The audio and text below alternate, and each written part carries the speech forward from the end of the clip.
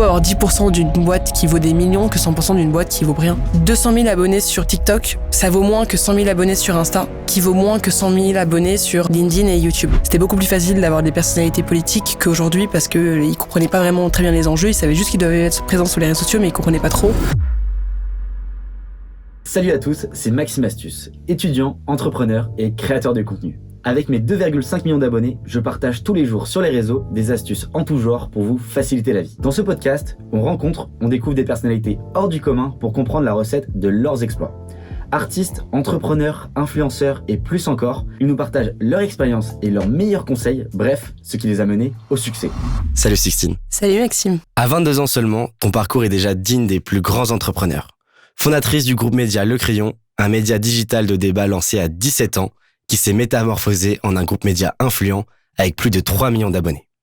En parallèle, tu diriges Le Surligneur, spécialisé dans le personal branding et les relations presse, tout en étant une voix influente sur des plateformes comme LinkedIn, Instagram et lors de conférences prestigieuses. Récemment, Le Crayon a levé 1 million d'euros et a acquis les pépites de France. Sixtine, ton impact en tant que jeune femme entrepreneur dans un secteur dominé par de grands groupes est indéniable. Sixtine, bienvenue et merci de partager ton parcours incroyable avec nous. Bah écoute, je suis ravie aussi d'être là. Comment t'es venue l'idée de créer Le Crayon ? Alors à la base, moi je suis quelqu'un qui suis passionné de politique et c'est vrai que les seules personnes avec lesquelles je pouvais en parler au lycée étaient mes professeurs. Et donc je me suis dit, il faut lancer un média qui parle aux jeunes. J'en ai parlé à mon frère Valran qui faisait déjà de l'entrepreneuriat. Et en fait, on a jumelé un peu deux idées de faire un média de débat pour les jeunes qui était neutre et qui recevait littéralement tous les bords politiques. C'était ça vraiment l'idée de base.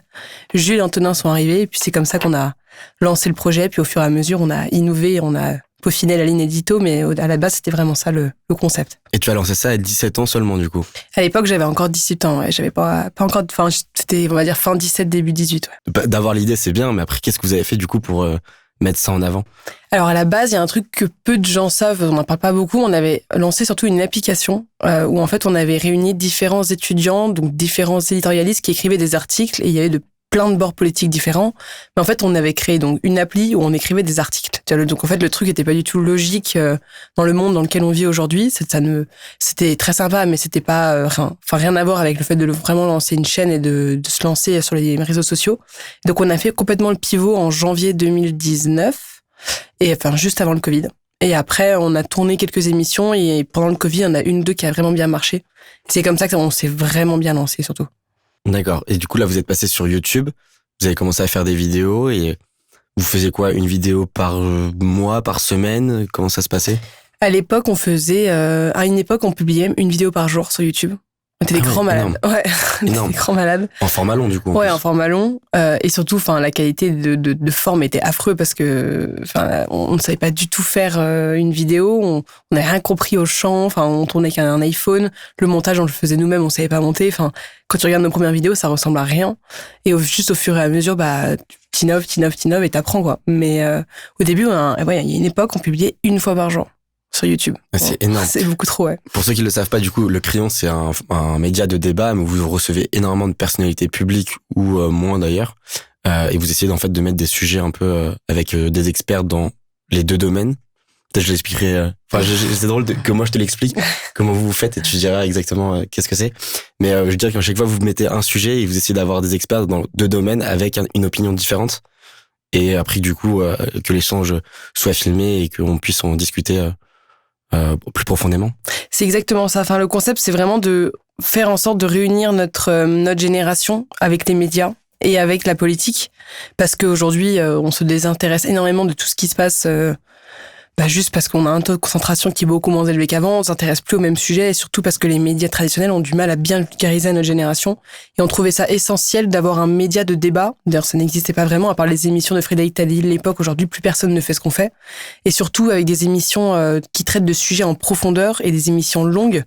Et on a réalisé qu'en fait, ça arrive à intéresser énormément de jeunes. Et donc, c'est juste génial de voir que tu peux réussir à faire beaucoup de vues sur des émissions longues et en plus assez complexes. Donc, ça nous a vachement surtout rassurés et encouragés de réaliser qu'on a quand même une génération qui s'intéresse à beaucoup de choses. Faut juste leur donner les clés en main, mais si tu leur donnes, ils sont assez motivés pour comprendre. Donc, c'était assez réjouissant. Et parce que du coup, là, Le Crayon, ça représente 1,2 million en prenant les fondateurs, ça représente 1,2 million, on va dire juste le crayon. Ouais. C'est ça. Et avec ça, vous avez aussi créé du coup le Surligneur et le Pinceau, qui sont 2 entreprises liées du coup au crayon. Pourquoi vous l'avez créé et en quoi ça consiste exactement? Alors, nos 2 entreprises, nos 2 agences sont à la base 2 business models, 2 business units, on peut appeler ça comme ça, qui étaient en fait découlés d'expertise qu'on avait appris sur le terrain et qu'on avait déjà testé sur nous-mêmes. Le Pinceau, en gros, c'est une agence d'influence et intelligence économique principalement pour les grosses boîtes, donc c'est vraiment du B2B, pour leur faire comprendre comment marche Internet, la Medical Flow, comment toucher les jeunes, donc vraiment toute cette dimension-là. Et puis parfois faire des grosses opérations d'influence pour toucher beaucoup de monde, et principalement évidemment notre génération.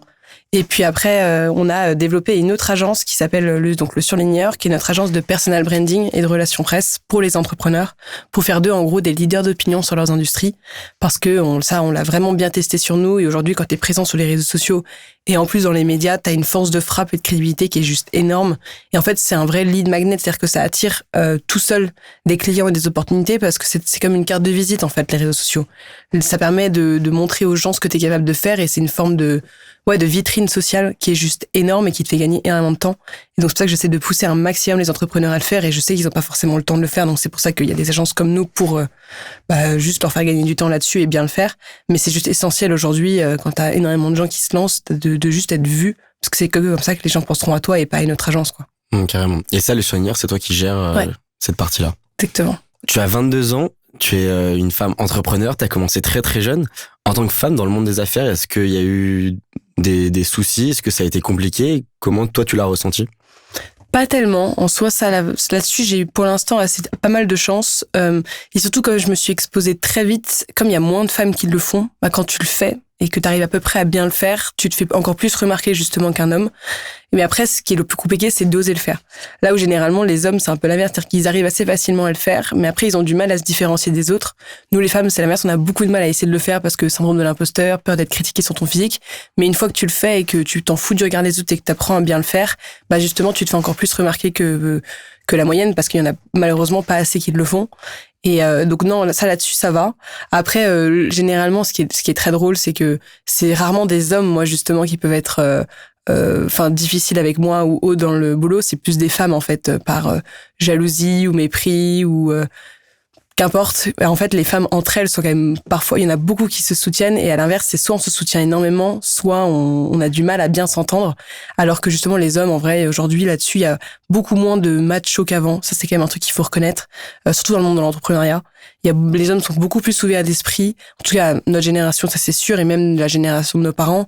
Moi, sans problème, je négocie avec un mec de 60, 50 ans, sans aucun souci. Il va jamais pas me prendre au sérieux pour mon âge. Ton âge, ça n'a jamais été un problème non plus? Non, jamais. Jamais, mais après, parce qu'on a réussi très vite à prouver par le crayon ce qu'on était capable de faire. Et très souvent, les gens ne connaissent pas forcément mon âge au début quand ils discutent avec moi. Donc j'ai la chance de pouvoir parfois faire un petit peu plus âgé que mon âge, ce qui aide aussi.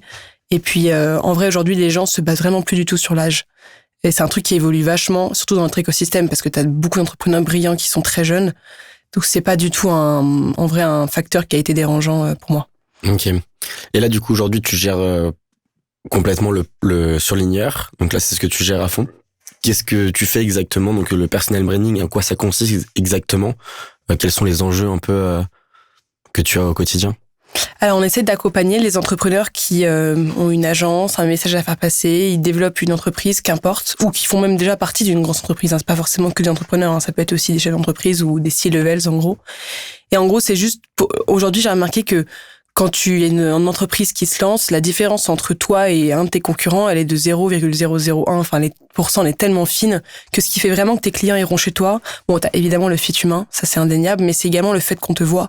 Et moi, c'est ce que j'essaie vraiment de faire comprendre aux entrepreneurs, c'est que s'ils sont pas présents sur les réseaux sociaux ou au moins un réseau social en particulier en fonction de leur business, c'est très compliqué pour eux de vraiment scaler plus vite, parce que en fait, ils vont, sauf s'ils sont vraiment des hyper bons sales ou qu'ils ont une équipe vraiment qui fait que de prospecter, de démarcher et de pouvoir être très bon en com, c'est difficile de vraiment réussir à scaler vite et bien, et en tout cas à travailler avec les gens avec lesquels tu voudrais bosser, parce que le personal branding, en tout cas, t'aide vraiment à faire ça.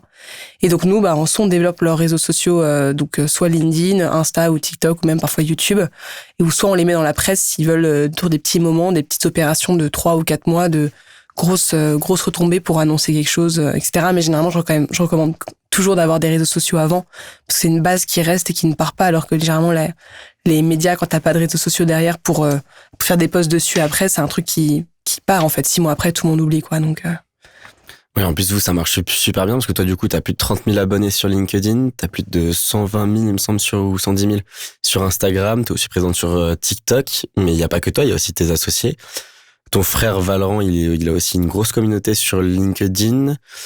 Jules est aussi très présent sur Insta et Antonin, il est présent partout, sur toutes les plateformes, plus ou moins. Donc, ça marche super bien. Qu'est-ce que ça vous a apporté, vous, personnellement, du coup, le personal branding?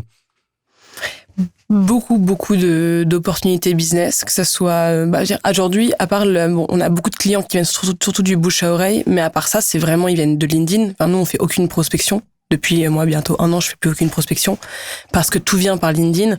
Et puis en vrai de vrai, les réseaux sociaux, c'est vraiment c'est un gage de crédibilité et surtout c'est même pas que pour le regard des autres, surtout même pour toi-même. C'est-à-dire que moi, ça me force constamment de devoir m'améliorer et à apprendre des choses et à devenir un peu une éponge à contenu. Parce que comme tu dois constamment retranscrire du contenu de qualité et donc ça veut dire du contenu vraiment qui est travaillé avec des vraies réflexions, ça veut dire que t'as juste toi pas d'autre choix que de continuellement apprendre des choses, que sinon au bout d'un moment t'as juste plus rien à dire. Et donc ça me fait évoluer beaucoup plus vite que la moyenne parce que j'ai juste pas le choix en fait. Donc c'est un truc un peu contre la montre, c'est-à-dire que comme je publie mettons 3 fois par semaine sur LinkedIn et que moi je veux poster que des posts vraiment qui t'apportent quelque chose ou en tout cas t'apprends quelque chose, pas du tout des posts inspirationnels comme tu vois beaucoup sur LinkedIn qui est un truc moi qui me correspond pas trop, j'ai juste pas le choix de constamment apprendre des choses, écouter des podcasts, regarder des vidéos YouTube, lire des livres et donc ça te fait que d'un moment surtout t'évolues pour toi-même beaucoup plus vite. Et ça c'est un truc que les gens oublient beaucoup quand ils créent du contenu, mais c'est qu'à la base faut le faire surtout pour toi, pour apprendre des choses et après c'est là que tu seras vraiment bon parce que tu arriveras à bien le reformuler avec tes mots et avec ton expertise. Ouais, totalement d'accord. Et là, du coup, maintenant, vous venez de lever des fonds, vous êtes en train de passer, du coup, à un groupe média. Comment elle s'est fait cette transition? C'était déjà quelque chose de prévu dès le début? Comment ça s'est transformé? Ça, c'est vraiment arrivé au cours de l'année dernière, de cette année, mais tu vois, début janvier. On a eu une opportunité de racheter un autre média qui est pas celui-là qu'on a racheté. Et en fait, on s'est dit, let's go, en fait, devenons un groupe média. On était très impressionnés depuis longtemps par Reworld Media, qui est un groupe média aussi, sauf qu'eux, ils ont beaucoup de médias médias traditionnels, pardon. Donc, c'est assez différent de nous, ce qu'on veut faire. Mais c'est un truc que nous, on a avec Valorant, en tout cas, on en discute beaucoup, même en famille. C'est un projet qu'on trouve incroyable. Et on s'était dit, il faut vraiment qu'on devienne nous aussi un groupe média. On est totalement capable de bien le faire. On comprend mieux l'industrie des médias digitaux que la majorité des gens. Et on sait très bien comment faire développer un média et surtout le faire bien exploser aussi financièrement. Parce qu'il n'y a pas que la visibilité, il y a aussi le côté financier. Faire des vrais produits scalables autour de médias. Et donc, c'est pour ça qu'on s'était dit, faut qu'on lève des fonds pour faire de la croissance externe. Et en fait, on n'a pas racheté le média en question, mais du coup, on a quand même, levé des fonds avec des BA et racheté l'autre média. Mais à la base, c'était vraiment juste opportunités qui sont venues à nous et pas du tout, on continue pour l'instant, avancer comme ça et on n'avait pas prévu de le faire tout de suite ou de le faire tout court d'ailleurs. C'était vraiment, la vie qui a été bien faite et puis voilà. Et pareil, la levée de fonds, c'était quelque chose qui était prévu ou c'est encore une fois quelque chose qui s'est fait comme ça? C'était lié. En fait, c'était lié. C'est-à-dire qu'on voulait racheter un média et on s'est dit, il faut qu'on lève des fonds.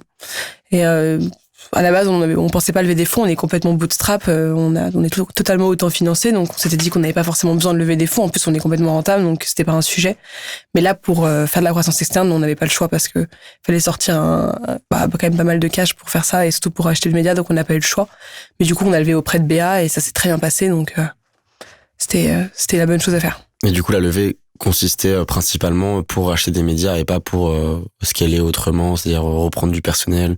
À la base, c'était vraiment racheter le média, mais comme on a levé plus que le prix que nous a coûté le média, mais bon, évidemment, on va vachement développer le matériel ou recruter plus. Donc ça, c'est sûr, oui. Mais en tout cas, ça va vraiment servir au développement de la boîte. Parce que là, aujourd'hui, vous êtes combien en tout et combien de toi tu gères aussi de personnes, du coup, rien qu'avec le surligneur? On est une petite vingtaine et moi, j'en gère 5-6. 5-6 filles. Et là, on est une petite vingtaine dans la boîte. Donc, on va continuer à recruter beaucoup. Donc, je pense que d'ici septembre prochain, on va être 25, je pense. Et puis voilà. Enfin, moi, en vrai, ça se développe bien. L'équipe est top. Donc, franchement, travailler avec des gens motivants, y a rien de plus agréable. Donc, bon. Donc là, tu gères 5-6 personnes. Comment tu t'organises? Comment tu fais pour organiser un peu les équipes, bosser avec elles sur les divers sujets? C'est quoi? C'est tout le monde à chaque tâche? Tout le monde gère plutôt des clients? Comment vous faites exactement? En fait, chacun a son pôle différent, c'est-à-dire que, en fait, moi, j'ai une super bras droit qui, elle, manage directement mon équipe, parce qu'aujourd'hui, j'ai plus le temps de suivre au day-to-day les tâches, etc. J'ai vraiment plus le temps de faire ça. Donc moi, je gère principalement le commercial de ma boîte. C'est moi qui ramène la majorité des clients. Et ensuite, j'ai ma bras droit qui, elle, gère toutes les opérationnelles, d'ailleurs même des 2 agences, donc aussi de l'agence que gère mon associé Jules. Et c'est une fille qui s'appelle Manon, qui est top, qui est une brute d'organisation et de rigueur, et elle manage les autres filles qui t'en as qui contactent les journalistes pour faire passer nos clients dans les médias, t'en as qui rédigent le contenu pour les réseaux sociaux de nos clients, t'en as une autre qui fait un mélange des deux, enfin, et en fait elle manage tout ça, elle gère tout ça, et puis moi je l'ai toujours, en fait moi je suis dans un vrai management de tu te gères, c'est-à-dire que elle est hyper indépendante, j'ai totalement confiance en cette fameuse Manon, et je lui dis en fait tu te gères comme tu veux, tu gères les filles comme tu veux, mais à la fin c'est tel et tel est l'objectif que je veux. Et en revanche si t'as la moindre question, le moindre problème, t'hésites pas.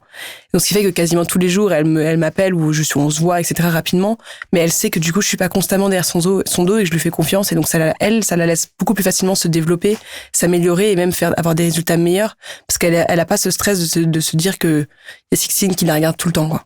Et en fait, c'est beaucoup plus facile. Et c'est une sorte de management un peu à l'américaine, tu vois. Et je préfère beaucoup plus ce modèle que d'être constamment derrière son dos. Surtout, j'ai juste pas le temps, en fait, de faire ça. Donc, c'était beaucoup mieux. Comment vous êtes passé, c'est quoi, selon toi, les 3 étapes clés qui ont fait que vous êtes passé, tu vois, du début où vous venez de créer le Crayon à ce que vous êtes aujourd'hui, où vous recevez des personnalités très importantes, comme récemment, il y a eu François Hollande, dans l'univers de YouTube comme Rémi Gaillard, vraiment des personnalités totalement différentes et qui sont quand même assez importantes. Alors qu'il y a 3 ans, là, vous commenciez, il y avait pas vraiment d'audience. Aujourd'hui, vous avez quand même une grosse communauté, vous faites quand même beaucoup de vues, et surtout, vous avez des personnalités quand même qui sont hyper intéressantes et très connues. Je veux dire, la première étape, je pense, c'était du moment où j'ai eu l'idée à ce qu'on arrête de faire l'application et qu'on se lance sur YouTube. C'était la première étape, c'est-à-dire de comprendre un peu qu'est-ce qu'on faisait, qu'est-ce qu'on allait en faire, avec qui on allait le faire aussi et par quels moyens. Ensuite, la deuxième étape, c'était vraiment, je veux dire, je pense que c'était du début de YouTube jusqu'au lancement de nos entreprises. C'est-à-dire qu'en fait, il y a eu 1 an et demi entre le moment où on s'est vraiment lancé sur YouTube et le moment, 1 an et demi, 2 ans, et on a commencé vraiment à faire de l'argent et à devenir une entreprise de manière vraiment juridique et à gagner de l'argent avec et à embaucher nos premiers employés. Et après, la troisième étape, je dirais, c'était, on avait nos 2 entreprises, nos 2 agences qui commençaient vraiment à bien gagner de l'argent, on recrutait, on a commencé à prendre nos premiers locaux et puis à tout payer, tout le monde, à bien se payer, à se développer. Et donc, je dirais que ça s'est terminé, on va dire, jusqu'à la levée de fonds. Parce que après, là, on est encore, je pense, sur une 4e dimension. C'est un autre step où là, on en est. Donc, je pense que ce step est arrivé surtout au moment où on n'avait plus de stress par rapport à la trésor. Parce qu'on était vraiment bien rentable et que ça se développait bien. Et ça, c'est un truc quand t'es un entrepreneur de plus avoir ce stress de t'as X mois de trésor. Ça te permet vraiment de voir beaucoup plus clair et d'être beaucoup moins stressé, de dormir beaucoup mieux. Et c'est un truc qui angoisse beaucoup l'entrepreneur quand il se lance, se dire putain, j'ai plus que 2 mois, 1 mois, 3 mois, 6 mois de trésor. Et là, de savoir qu'on a vraiment de l'avance, tu vraiment prends du recul et t'arrives à croître plus vite parce que t'arrives à avoir des raisonnements beaucoup plus plausibles, raisonnés et lointains, en fait. Donc c'est beaucoup plus sain. Et comment vous avez réussi à avoir des personnes comme François Hollande, enfin des personnalités publiques très très très connues, à les faire passer du coup dans votre média? C'est quand même assez compliqué, non? Le culot. Honnêtement, c'était vraiment le culot. Même les premiers invités qu'on avait reçus, je crois que c'était Bardella ou François-Xavier Bellamy, je sais plus exactement. C'est l'un des 2, en tout cas. Et en fait, eux, on les avait eus très facilement par le culot. Et à l'époque, comme il y a les médias digitaux, ils n'existaient pas encore tant que ça. Eux, ils disaient un peu oui assez facilement parce qu'ils savaient qu'il fallait être dessus, mais ils se rendaient pas forcément compte du nombre d'abonnés, ce que ça représentait vraiment par rapport à aujourd'hui. Donc même si on était quasiment rien à l'époque, c'était beaucoup plus facile d'avoir des personnalités politiques qu'aujourd'hui parce que ils comprenaient pas vraiment très bien les enjeux, ils savaient juste qu'ils devaient être présents sur les réseaux sociaux mais ils comprenaient pas trop. Donc ils disaient oui assez facilement et comme à chaque fois on s'entendait toujours très bien avec tous nos invités, qu'importe le bord politique, ça fait qu'ils revenaient, ils nous recommandaient, ainsi de suite. Et après on a commencé à grossir et donc c'était vraiment le culot de trouver les contacts, d'appeler, de faire en sorte que la personne vienne et puis voilà quoi. Et comment tu trouvais les contacts? Sur Instagram, sur Internet, tu arrivais à voir que telle personne suivait telle personne que tu connaissais, et donc en fait tu demandais à la personne que tu connaissais d'envoyer un message à telle personne, enfin plein de petites astuces comme ça, en fait que t'apprends sur le tas, ou alors à des des événements, des sortes d'expositions ou des signatures de bouquins, t'y vas, tu demandes le mail, le numéro, enfin tu vas vraiment au culot quoi. Ok. Et du coup, vous êtes quatre associés. dont ton frère. Mais comment tu les as rencontrés? Comment ça s'est fait? Alors Valorant, j'ai eu la chance de le rencontrer à ma naissance. Du coup, non, alors Antonin et Jules. Antonin, c'était un ami de Valorant, donc c'est comme ça que ça s'est fait. Et Jules, son ex-copine, donc My Better Self, donc Louise Aubéry, était une amie de Valorant au lycée, donc c'était c'est comme ça que Louise a présenté Jules à Valorant. D'accord. Donc c'est comme ça que ça s'est fait. Et comment c'est de gérer une boîte à 4? C'est compliqué, hein, j'imagine, non?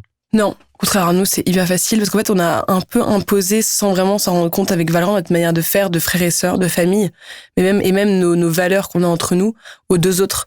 Donc en fait, automatiquement, on se comporte avec les deux autres comme on se comporte ensemble avec Valorant, comme une famille, comme des frères et sœurs. Donc ça fait qu'on arrive hyper facilement à se dire les choses en sachant que même si parfois c'est des choses difficiles qu'on se dit, c'est pas du tout pour blesser l'autre, mais c'est pour vraiment avancer ensemble et s'améliorer. Donc en fait, on ne prend jamais mal ce qu'on se dit et on n'est pas du tout rancunier ou autre. On se soutient énormément. Et on est extrêmement proches au point vraiment de passer nos vacances ensemble. On sort ensemble les week-ends. Enfin, on passe vraiment notre vie ensemble. Et même les 3 garçons sont colocs en plus. Donc on a vraiment instauré ce cadre de famille, de confiance et de loyauté qui est juste énorme entre nous. Et en fait, même toute la boîte, on a un peu cette mentalité-là de on perd ensemble, on gagne ensemble. Et ça s'est vraiment fait naturellement parce que je pense que quand tu montes ta boîte avec ton frère ou ta sœur, dans ce qu'on a fait avec Valorant, en plus on est des gros caractères et on est extrêmement proches. Je pense que t'as juste pas d'autre choix quand t'es pour d'autres gens de t'adapter ou en tout cas d'accepter notre manière de faire parce qu'on va pas changer quoi. Je valide. Donc bon, voilà. Toi tu connais bien ça donc. Et là du coup vous avez racheté récemment les Pépites de France. Tu peux nous en dire un peu plus Alors les Pépites de France, c'est un média leader sur le domaine du tourisme et du patrimoine en France. Ils ont et donc c'est je pense d'ailleurs le plus gros média parce qu'ils ont je crois 1,8 million tout confondu d'abonnés. En plus ils ont un livre qui fait partie du 3e livre le plus vendu après le guide Michelin et je suis plus l'autre et une application qui a déjà genre 350-400 000 téléchargements en même pas 4-6 mois. Avec déjà, je crois, 5000 personnes qui payent l'application. Et ça, on n'en est qu'au début de tous les développements qu'on va faire. Parce que nous, on va vraiment aussi surtout l'axer sur le côté tourisme avec les hôtels, les restaurants en France. Enfin, ça va vraiment devenir, on va dire, la plateforme où aller pour se renseigner sur les pépites de France dans tous les sens du terme.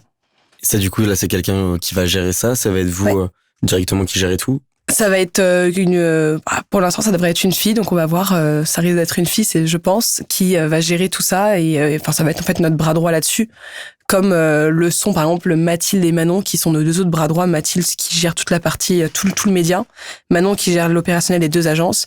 Là on aura une 3e personne qui gérerait les Pépites de France et nous on serait là pour chapeauter et surtout gérer le développement et la vision de tout ça.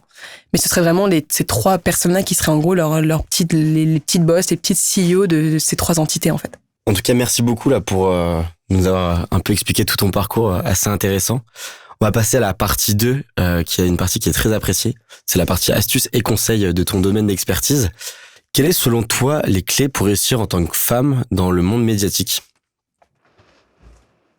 C'est une très bonne question. Je dirais se lancer sur les réseaux sociaux parce que ça te donne beaucoup plus de visibilité vite et surtout que si tu le fais bien, tu arrives plus facilement à te démarquer des autres parce que moins de femmes le font par peur. Et c'est vrai, c'est un truc qui arrive vraiment de te critiquer sur le physique ou le syndrome de l'imposteur. Et donc, quand t'es une femme et que tu veux te démarquer, t'as pas d'autre choix que de réussir à prendre ton courage à 2 mains et de te lancer. Quitte à ce qu'au début, tu fasses du contenu qui est nul et qui ressemble à rien. On le fait tous au début, mais en fait, t'apprends à force de le faire. Et plus après, t'auras du contenu qualitatif, plus tu vas te démarquer et te faire repérer facilement. Et quand tu dis les réseaux sociaux, tu dirais quoi en particulier Ça dépend du business et des objectifs des gens. Quoi qu'il arrive, je recommanderais toujours aux gens de se lancer sur LinkedIn parce que c'est un réseau social très professionnel et donc en fait la qualification du B2C est très élevée. C'est un persona type qui vaut 10 fois plus que n'importe quelle audience sur n'importe quel réseau social. Mais après sinon aussi Instagram, je recommande beaucoup. Après si la personne veut faire du journalisme, je lui dirais peut-être Twitter par exemple. Mais si la personne a un business vraiment B2C large, Insta. Et si la personne est très B2B ou un B2C qualifié, je dirais LinkedIn. Ok, tu nous parles souvent de LinkedIn. C'est quoi tes meilleures astuces pour LinkedIn ? À quelle heure il faut poster ?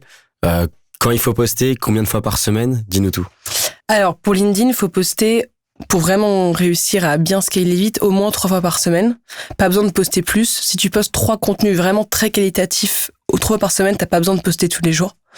Ensuite, c'est vraiment poster le matin. Le matin, ça dépend des jours, mais on va dire vers 9h, 9h15. Sauf peut-être le vendredi, je dirais à l'heure du déjeuner, mais sinon c'est vers 9h, 9h15. Parce que c'est là qu'il y a la majorité des gens qui sont sur leur téléphone. Et puis après, c'est vraiment avoir une phrase d'accroche. La phrase d'accroche, comme d'ailleurs sur n'importe quel réseau social, fait vraiment 80% de ta viralité.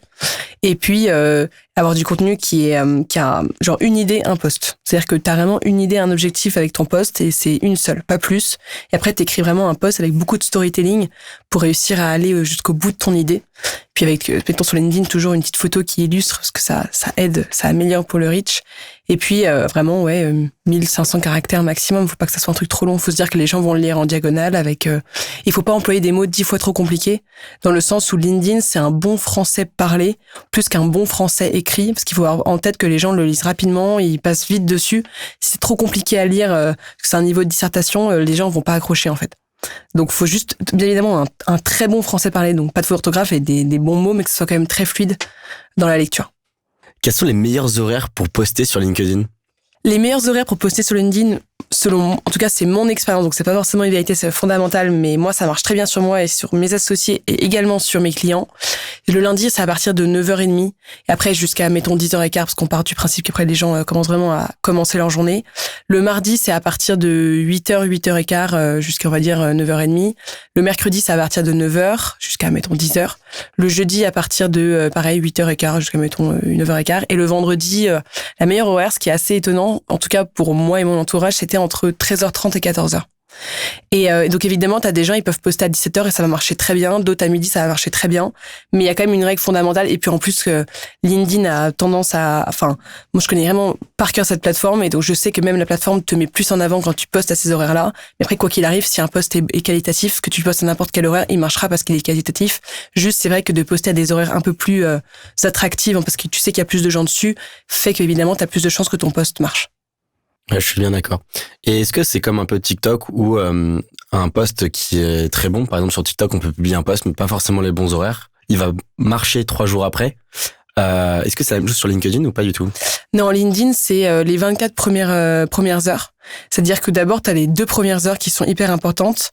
Mettons, genre, t'as 60% qui se font sur les 2 premières heures. Et après, t'as le sur le reste de la journée. C'est-à-dire que parfois, t'as un post, il peut faire 200 vues en 1 heure, 1 heure et demie.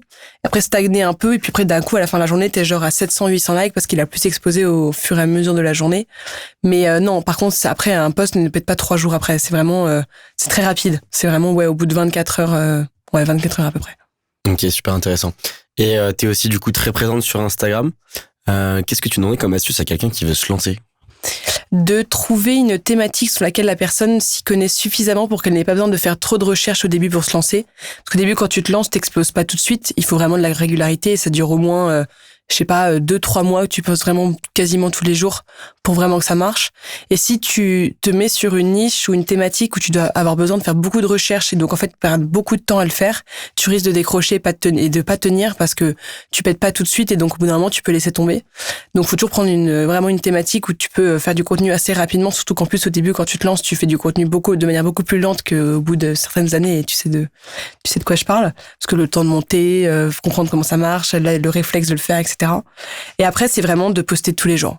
Et toi, c'est pareil, c'est-à-dire que quand on pète sur les réseaux, c'est vraiment que on poste tous les jours. La quantité, elle est plus importante que la qualité. Ouais, vraiment. Et il s'en suffit d'une à peu près bien pour qu'elle pète et que ça peut tout faire péter. Mais effectivement, la quantité est un peu plus importante que la qualité sur ce réseau social, même si la qualité reste quand même très important. Mais après, c'est vraiment de poster. Moi, je recommande toujours le soir, en début de soirée, mais il n'y a pas vraiment d'horaire sur Insta. Tu peux poster le matin comme l'après-midi. Si ton réel est bien, il est bien et ça va péter, quoi. Et à l'inverse, YouTube qui est totalement différent sur du format long, qu'est-ce que tu donnerais comme astuce, comme conseil à quelqu'un qui se lance aujourd'hui sur YouTube ?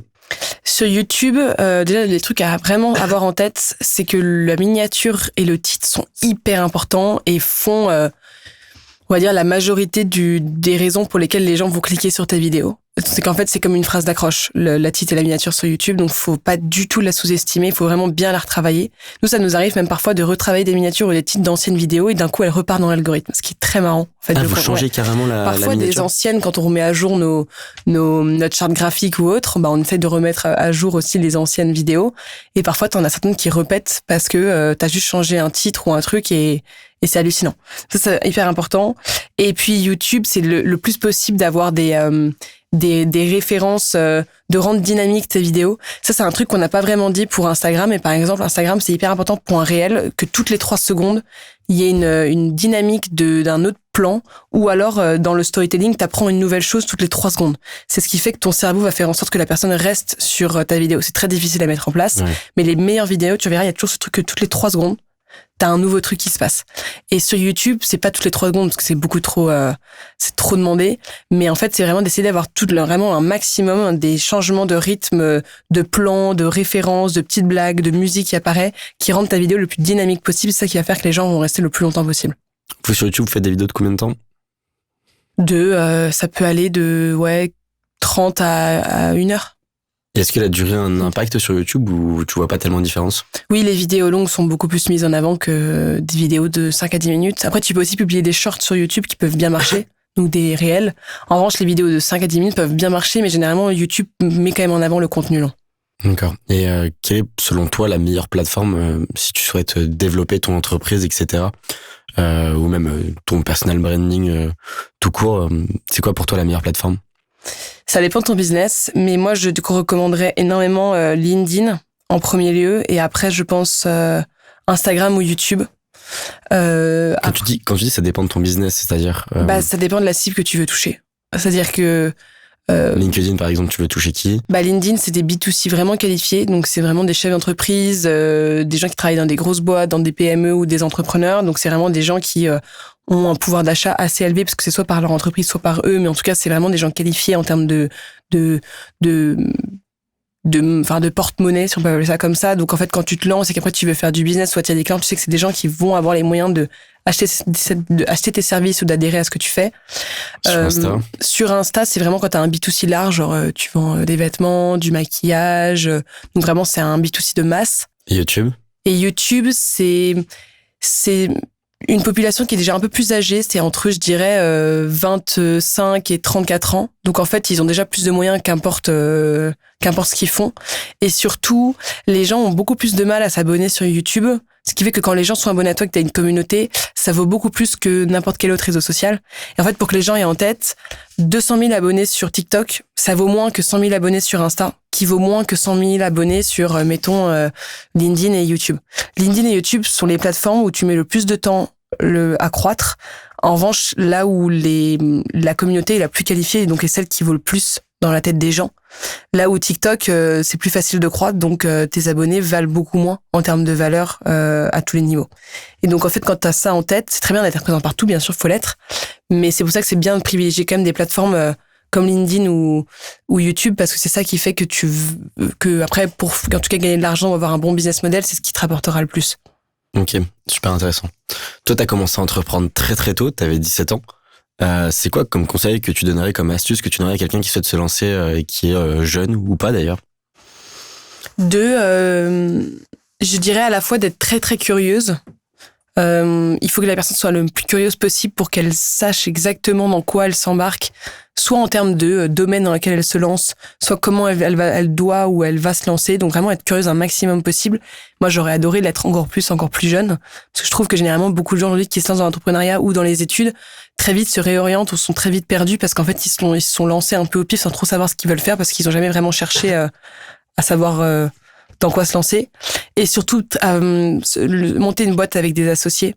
Il y a rien de plus puissant que ça, parce que bon, ça, c'est la phrase très cliché, mais effectivement, seul, on va vite, mais à plusieurs, on va beaucoup plus loin. Et c'est vrai. Et en fait, tu ne peux rien faire de légendaire quand t'es pas associé avec d'autres gens, parce qu'au bout d'un moment, tout seul, c'est très compliqué d'aller très loin. Et même les plus gros entrepreneurs, même s'ils sont enfin, il y a que eux connus, tu te doutes bien qu'un Xavier Niel, un Bezos, un Drahi, un Zuckerberg, ils sont tous accompagnés de gens autour d'eux qui sont extrêmement puissants et extrêmement doués. Et donc, c'est ça qui a fait qu'ils sont allés aussi loin. Ils l'ont pas fait tout seuls. Et ça, c'est un truc que les gens oublient beaucoup par peur de, ah ouais, non, mais il va avoir X% de la boîte et donc je serai pas majoritaire, etc. Mais en fait, on s'en fout tellement. Mieux vaut avoir 10% d'une boîte qui vaut des millions que 100% d'une boîte qui vaut rien. Et ça, c'est un truc que les gens ont beaucoup de mal à avoir en tête quand ils se lancent. Ils sont préoccupés par des détails qui sont 10 fois trop tôt, en fait, dans leur avancement de la boîte, quoi. Donc vraiment, ouais, curiosité et l'entourage. L'entourage, je suis d'accord avec toi, c'est super important. Mais comment tu fais pour bien t'entourer, justement? C'est quoi tes conseils là-dessus? Ça dépend vraiment de toi, hein. C'est vraiment cette phrase cliché de on est la moyenne des 5 personnes que l'on fréquente le plus, et c'est tellement vrai. Donc après, c'est à toi de voir. Admettons, justement, si t'es pas très bien entouré, admettons que dans ta famille on te soutient pas sur ton projet, etc. Comment tu fais justement pour sortir de ça et d'aller rencontrer des personnes? Ce serait quoi, toi, tes astuces pour aller rencontrer des personnes qui peuvent avoir les mêmes visions que toi, les mêmes ambitions, etc. Il y a des événements pour ça. Il y a des événements, toi t'as la Founders Night, des événements comme ça où tu peux rencontrer des jeunes entrepreneurs qui se lancent. Et donc quand tu veux te lancer, c'est le meilleur endroit où être parce que les gens se parlent très facilement et ils sont un peu dans le même mindset que toi. Il y a de contacter les gens sur LinkedIn pour les rencontrer ou sur les réseaux sociaux. Il y a le fait de sortir tout simplement dans des grandes villes. Quand t'habites dans des grandes villes, d'aller dans des grandes villes et de sortir. Et en vrai, c'est des trucs très débiles, mais après c'est juste tu vas parler aux gens et en partant du principe de toute façon t'as rien à perdre et puis c'est comme ça que ça se fait. Mais généralement c'est vrai que si ton entourage proche t'aide pas vraiment, c'est juste tu vas déménage, essaie de changer de style de vie. Et je dis pas que c'est facile, mais après c'est des choses comme ça à faire qui sont pas forcément évidentes, mais si ça devient essentiel, t'as pas le choix, quoi. Comment t'arrives à toujours être dans les tendances médiatiques, mais aussi les tendances sur les réseaux sociaux, LinkedIn, etc. Toujours à bien suivre toutes les nouvelles tendances? À force de suivre aussi d'autres personnes qui sont présentes sur ces réseaux sociaux-là, des gens que tu trouves vraiment pertinents et que tu trouves très bons, de voir un peu comment eux évoluent sur la plateforme, est-ce qu'ils gardent toujours les mêmes formats, quel genre de sujets ils traitent, et même de suivre d'autres gens qui font le même genre de sujet que toi, dans ta niche en fait de sujet, de voir un peu comment eux ils font. Donc c'est un peu une sorte de benchmark. Et après c'est de tester différents formats, c'est-à-dire que évidemment tu gardes les formats en termes de forme qui marchent bien, mais de tester différents types de contenus en termes de fond, et tu vois un peu ce qui marche pas. C'est vraiment juste de tester. De toute façon, après, à force de poster tout le temps et que tu testes plein de choses, tu vois bien ce qui marche et ce qui marche pas. Donc, ouais, c'est à force de le faire, quoi. Non, je suis bien d'accord. Et concernant les jeunes femmes qui veulent se lancer, etc., dans l'entrepreneuriat, qu'est-ce que tu leur donnerais comme conseil?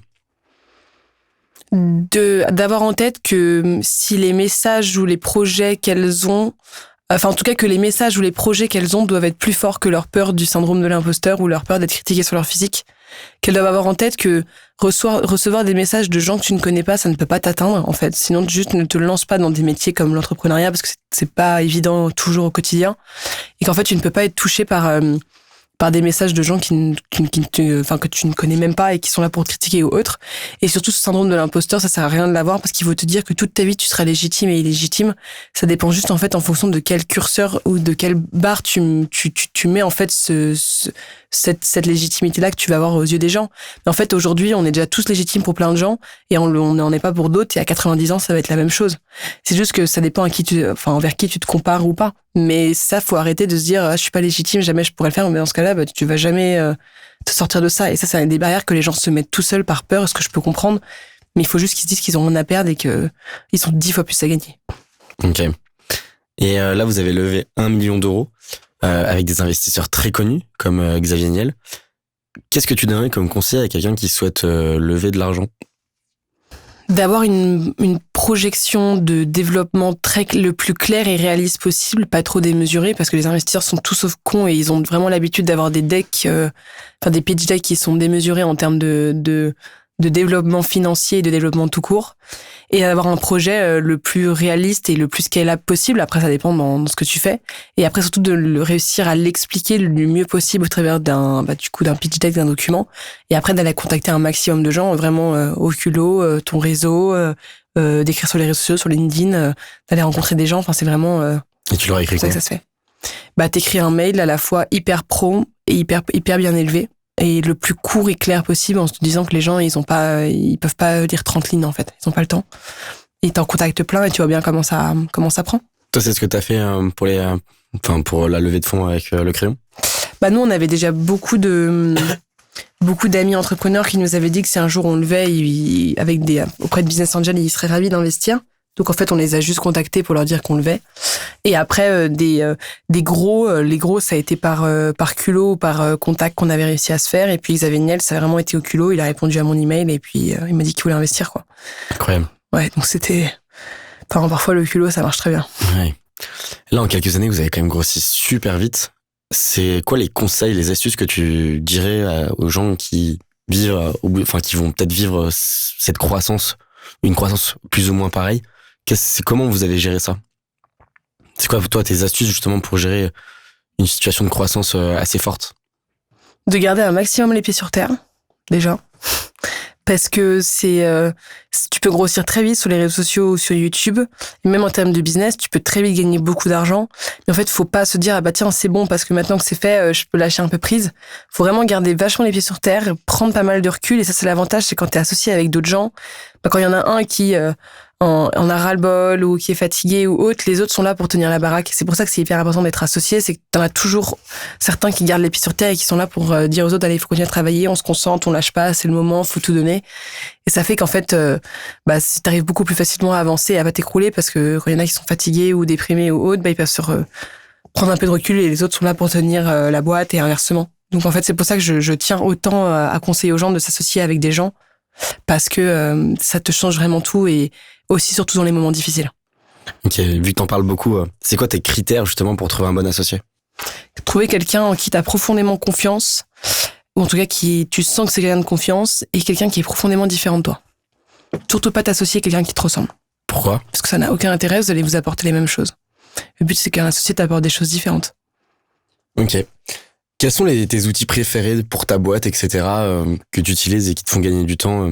Les outils que tu conseillerais, tu vois, à quelqu'un qui a une entreprise ou même perso? Notion, meilleur outil ever. Je te l'avais dit, Roxane, c'était sûr. Donc ouais, Notion, vraiment le meilleur outil pour une entreprise, pour ton organisation. C'est hyper clair, hyper bien fait, donc j'adore cette appli. Il y a Slack qu'on utilise pas mal aussi pour échanger avec toute l'équipe, par business unit, par pôle, etc. Et puis sinon, après, chaque équipe a ses trucs. T'en as qui utilisent une pitch pour faire des propositions avec, des sortes de PowerPoint. Okay. La team média, elles utilisent, toi, t'as, je sais pas, des PicMonkey, des trucs pour faire des miniatures, plein de trucs différents. Mais en vrai, la meilleure, en tout cas pour une boîte de manière générale, c'est vraiment Notion. Ok. Et je vais te poser la dernière question que je pose à tous mes invités. Fais-moi découvrir une application ou un site internet utile que tu as sur ton téléphone et qui pourrait aider nos auditeurs. La meilleure application que je recommande, c'est les Pépites de France, donc qui est la plateforme pour te recommander toutes les pépites à savoir en France, donc tous les plus beaux endroits que tu ne connais pas, que tu as dans ton propre pays, et qui met en avant les plus beaux paysages, lieux, et très bientôt les hôtels et également restaurants. Et donc c'est le meilleur truc quand tu veux partir en week-end, voyager avec des amis ou juste te ressourcer, t'as pas mieux que cette application. Sixtine, merci infiniment d'avoir partagé ton parcours et aussi toutes tes astuces et bons plans qui pourront aider un grand nombre de nos auditeurs. Ton histoire est une véritable source d'inspiration, surtout pour toutes les femmes qui aspirent à réaliser leurs rêves dans le monde des affaires. Chers auditeurs, j'espère que cet épisode vous a apporté de la valeur. N'oubliez pas de vous abonner pour ne rien manquer des prochains épisodes. Si vous avez des questions ou des suggestions d'invités, n'hésitez pas à nous écrire. Que ce soit pour le business, le marketing, les études ou même les astuces du quotidien, je suis toujours à la recherche des meilleures pépites pour vous. On se retrouve la semaine prochaine pour un nouvel épisode des Secrets des Experts. D'ici là, prenez soin de vous et continuez à chercher les astuces qui changeront votre vie. À bientôt.